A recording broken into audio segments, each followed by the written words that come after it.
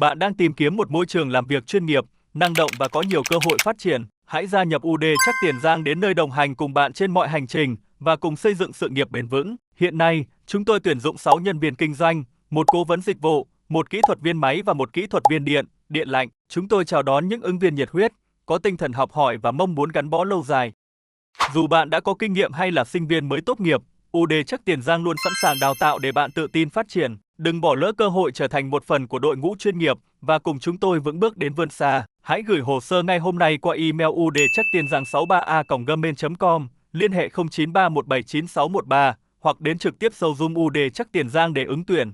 Chắc Tiền Giang đến nơi sự nghiệp của bạn bắt đầu và phát triển bền vững.